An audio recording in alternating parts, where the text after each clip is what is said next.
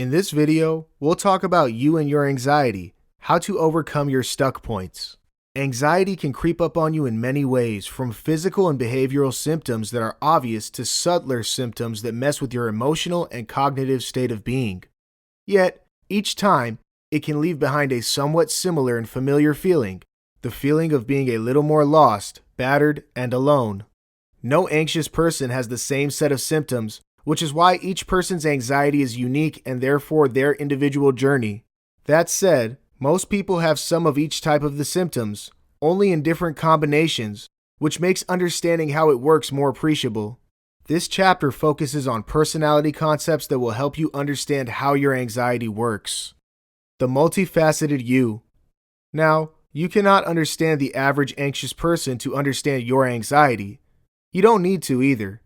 You need to understand the many dimensions within which you and your anxiety exist.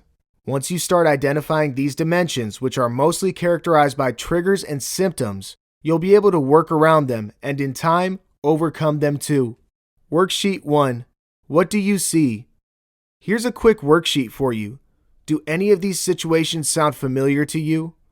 You dislike change. Every time you are put into a new situation, you feel restless and worried. You overprocess information, decisions, and possibilities before acting. You tend to be pessimistic about the present and future. You constantly dwell into negative past experiences. You worry about everything. You feel awkward when someone compliments you. You also believe they don't mean their compliments or are mocking you in some way. You are your harshest critic. While there is no scoring system here to rate your anxiety, it does help you to understand if you are anxiety prone or not. The more items you check, the more likely you are suffering from anxiety, depression, or both.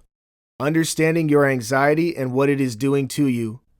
Anxiety on the inside can affect what you do and how you act on the outside. And so, if you were to observe your mind and body carefully, you might be able to notice some signs, behavioral and physical, that can tell you what your anxiety might be doing to you. For instance, an anxious person might be dealing with several conflicting and apprehensive thoughts. The internal noise and fear that reverberates inside might make them appear tired, withdrawn, and/or nervous. Worksheet 2. What does your behavior say of you? Check off statements that apply to you. I find myself crying for no reason. There are times when I feel empty and can't make myself do what I want to do. I avoid socializing. I avoid risks. I also avoid doing fun stuff because I worry about the possible risk involved. I'm afraid of failure and judgment. I get fidgety. I obsess over the past, worry about the future, and can rarely stay in the present. And about your body? I have no appetite. I'm always hungry. My palms sweat all the time. I can feel nauseous, lightheaded, cold, and shaky when anxious. My heart races when I worry. I feel cold and weak too. I've lost my sex drive. I have very little energy. Again, there is no scoring system to rate your anxiety. The more symptoms you check off, the more likely you are experiencing anxiety.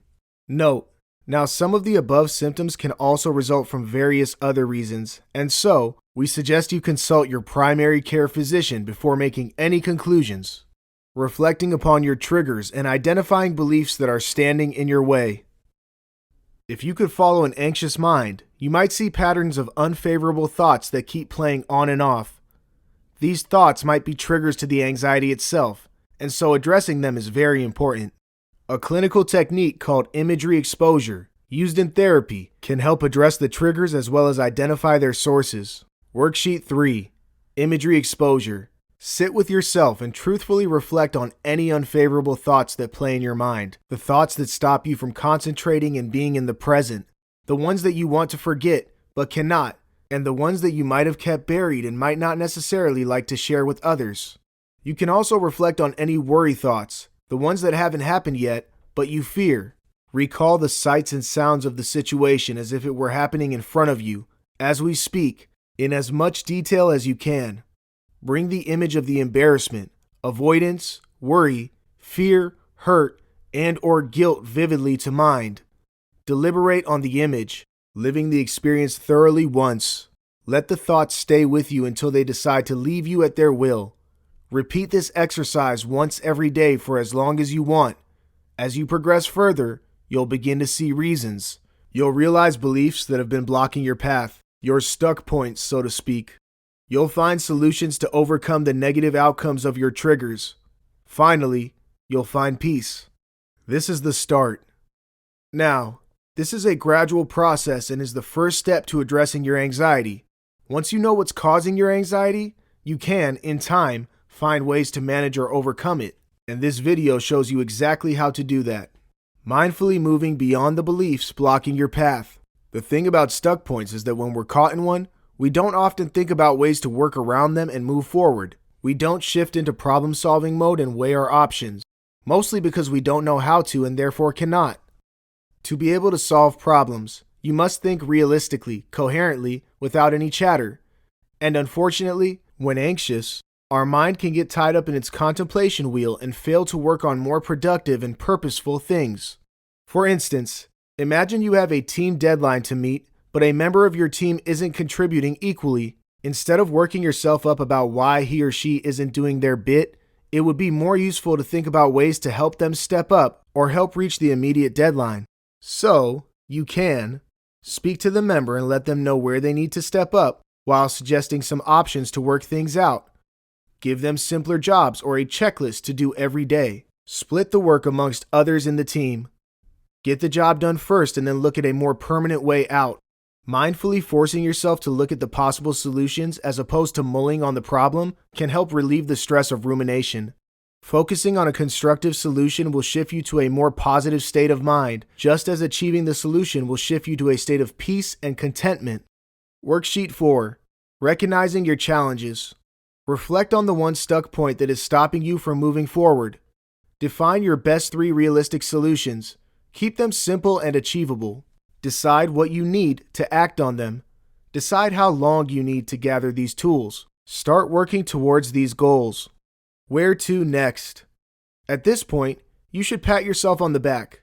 You've made progress and are a step closer to understanding and managing your anxiety. The next few chapters discuss aspects that go a little beyond your thoughts. It dwells on areas such as your mind and your body and their role in your anxiety. Take a moment to pause now and then. Stay in the present. This is your reality. Where do you want to be? Okay, let's start preparing for your future.